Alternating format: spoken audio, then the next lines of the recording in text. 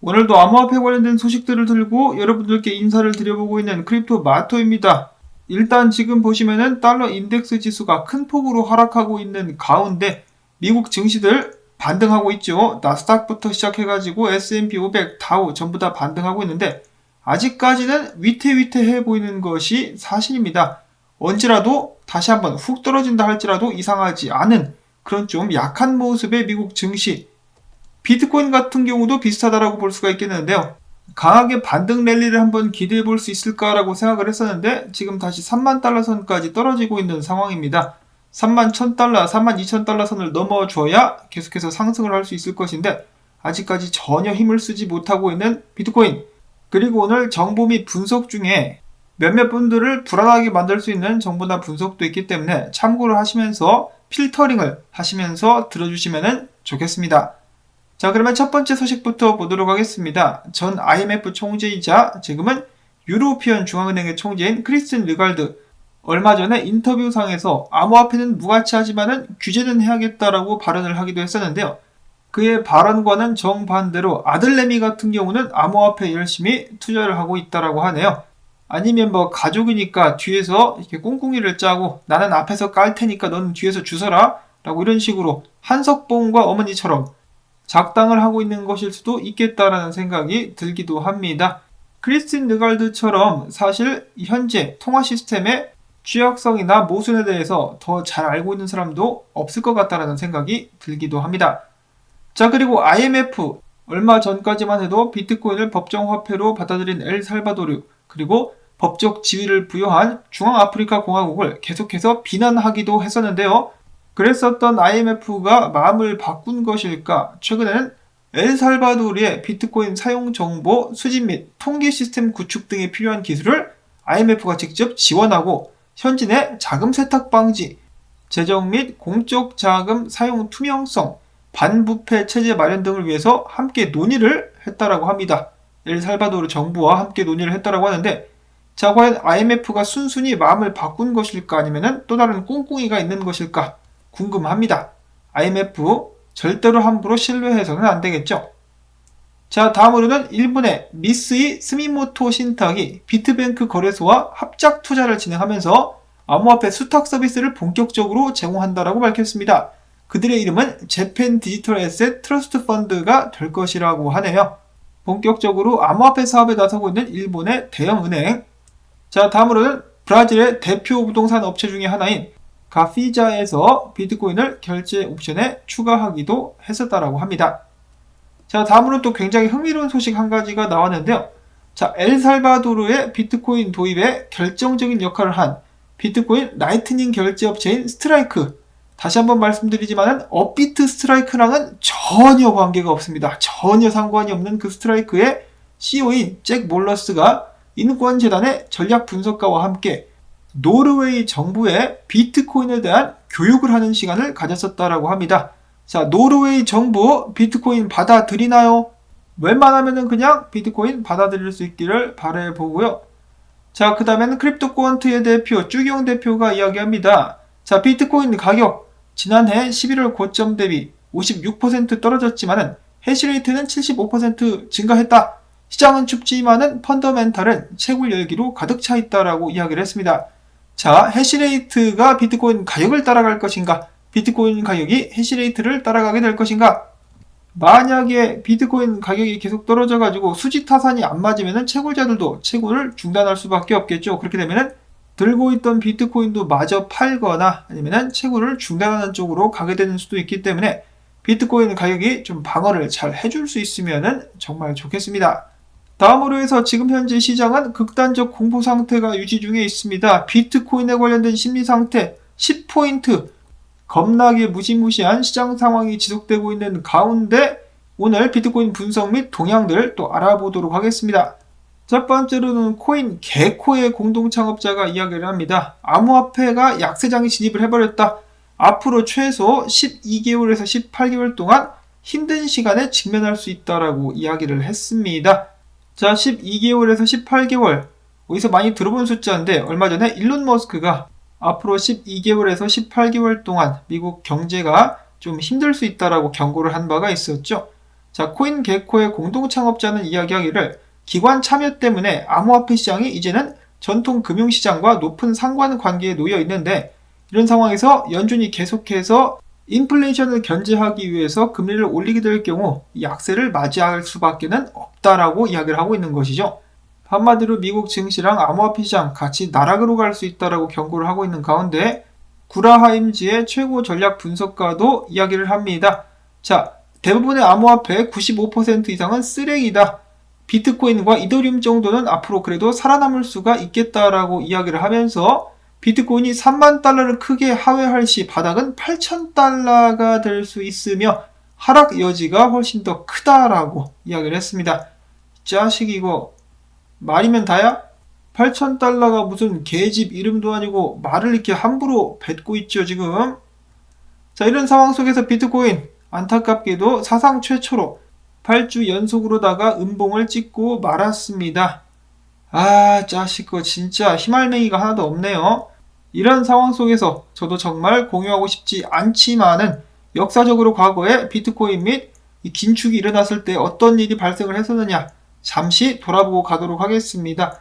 자, 연준이 다음 주부터 긴축을 시작하게 될 것인데 매달마다 475억 달러를 시작으로 해가지고 이를 950억 달러 수준까지 빠르게 긴축을 확대할 것이다 라고 밝힌 바가 있었죠. 지난 2018년도 연준이 달마다 많은 양도 아니고 100억 달러씩 긴축을 했었을 때 증시가 완전히 박살나면서 긴축을 멈출 때까지 하락을 했었다. 만약에 정말로 연준이 앞에서 언급한 대로 475억 달러, 2018년도에 4배에 해당하는 수치의 긴축을 정말로 시작을 한다. 그러면은 현금 빼고 거의 모든 자산은 가루가 되어버리는 수가 있다라고 합니다. 자, 과연 연준은 그 정도로 긴축을 진행할 수 있을까요? 자, 근데 그렇게 돼버리면은 사람들이 은퇴를 못해가지고 난리가 날 텐데 이 빈대는 아니지만은 인플레이션 잡다가 초과삼간이고 뭐고 빌딩까지 다 태워버리는 수가 있습니다. 자, 과연 그들의 선택은 어떤 것이 될 것인가? 정말 한치도 앞을 내다볼 수 없는 상황 속에서 비트코인 역시 그 위기감이 계속해서 고조되고 있다라고 합니다. 유명 분석가 중에 한 명인 렉트캐피탈 분석가 같은 경우는 최근에 발생한 비트코인 데드크로스에 대해서 경고하는 게시글을 남기기도 했었습니다. 자, 역사적으로 비트코인 데드크로스는 비트코인이 하락하고 있을 때, 고점을 찍고 하락하고 있을 때 발생을 했었던 적이 있었는데 그때마다 무시무시한 하락이 뒤따랐었다라고 그는 이야기합니다.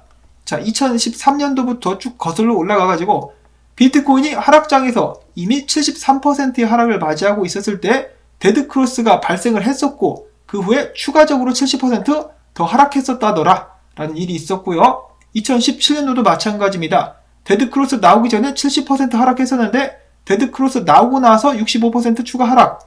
2019년도 약세 비트코인 53% 하락하고 있었는데 데드크로스 후에 55% 추가 하락. 2020년도 굉장히 특이한 해였다라고 볼 수가 있겠는데 63% 이미 하락하고 있었는데 데드크로스 후에 1581% 상승했었던 이력이 있었습니다. 그리고 작년 같은 경우 56% 하락 후에 데드크로스 발생 141% 상승했었던 일이 있었다라고 하는데요. 자, 그러면 올해는 어떻게 될까? 이것이 문제라는 것이죠. 올해는 어떻게 될 것인가?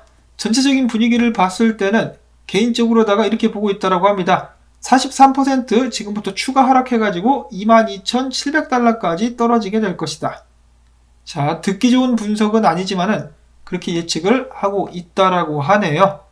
어제 봤었던 추가적인 하락 분석, 데이비드 웨이브 분석과도 일치하는 그 수준의 가격대라고 볼 수가 있겠는데요. 자, 정말 거기까지 떨어지고 말 것인가? 좀 불안합니다. 자, 이런 상황 속에서 랄크 데이비스가 일봉상 대형 강세 다이버전스가 출현해가지고 희망적인 시그널로 볼 수 있겠다라고 사람들에게 희망을 전달해 주었었으나 한마디 덧붙였죠. 만약에 비트코인이 추세를 뚫지 못한다 그러면은 22,000달러까지 떨어질 수도 있다. 비슷한 가격대입니다. 22,000달러. 여러가지 분석을 했는데 다양한 분석 속에서 같은 결과가 나오고 있습니다. 그러면서 그는 이런 차트를 공유해 주었는데요. 랄크 데이비스 이런 식으로다가 비트코인이 떨어져 가지고 22,000달러 때부터 바닥 찍고 상승하는 그림 그리고 있었습니다. 자, 물론 이 비트코인이 일자로 쭉 하락하는 것이 아니죠. 35,000달러까지 반등해주면서 사람들에게 약간의 희망을 실어준 후 그것을 송두리째 뽑아버린다. 그 후에야 비트코인은 바닥을 찍을 수 있다라고 이야기를 하고 있는 것이죠. 자, 비트코인의 운명은 어떻게 될 것인가?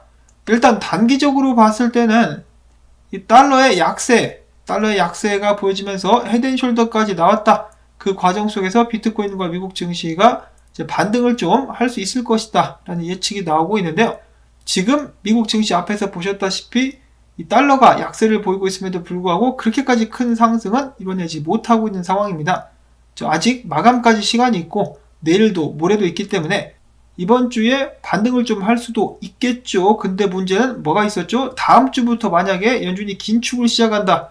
그러면은 데드캣이 되는 것이고 그 후에 나가리가 돼버릴 수 있겠다라는 점을 명심을 꼭 해야 될 것 같습니다. 자, 일단 비트코인 같은 경우는 주봉상 8주 연속 하락봉을 만들긴 했었으나 추세 반전을 기대해 볼 수 있는 해머 캔들이 나와 주었다고 합니다. 자, 근데 문제는 아직도 이 구간이 하락 구간에 있기 때문에 지속적인 반등을 위해서는 32,000달러 위로 반드시 올라와 줘야만 된다라고 렉트캡슬 분석가는 이야기를 하고 있었습니다. 자, 지금 현재 비트코인에게 있어서 가장 큰 문제가 되고 있는 저항, 바로 31,000달러 구간이라고 볼 수가 있겠습니다. 3500에서 31,000달러 위에 터치만 하면은 계속해서 무너져 내리고 있는 비트코인, 저점은 계속해서 올라가고 있는데 이거를 뚫어야만 계속해서 상승할 수 있을 것이다. 자, 그런데 뚫지 못하고 무너지면은 결국에는 이전 저점인 28,600달러 아래까지 비트코인이 쏟아질 수 있다라고 경고가 나오고 있습니다. 자, 어제 오늘 다시 한번 이 저항 구간에 도전을 했었으나 지금 부딪혀서 내려오고 있는 비트코인 다시 한번 쏠 수 있을 것인지 아니면은 밑으로 흘러내릴 수밖에 없을 것인지 미국 증시와 함께 가고 있기 때문에 상황을 계속해서 지켜보도록 하겠습니다. 자, 근데 서당기도 3년이면은 풍어를 읊는다라고 하죠. 그런 의미에서 봤을 때 지금 많은 분석가들이 2만 달러를 외치고 있기 때문에 오히려 한번 쏠 수도 있겠다라는 생각이 듭니다. 쏘고 나서 그 방향이 그 후에 어떻게 될지는 모르겠지만은 이 사람들을 놀래키면서 한방 크게 위로 오를 수 있겠다라는 그런 이 희망회로적인 느낌적인 이 뇌동매매적인 육감적인 촉이 오는데요. 만약에 정말로 위로 쏜다 그러면 그 후에 어떤 방향으로 움직이게 될 것인지 사람들은 이 판단을 내려야만 할 것 같습니다. 이렇게 말이죠. 자, 이렇게 해가지고 오늘 준비한 소식들 모두 다 전해드릴 수가 있었는데요.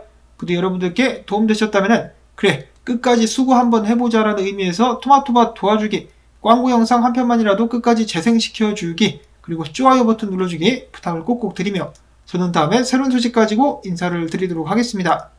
안녕히 계십시오.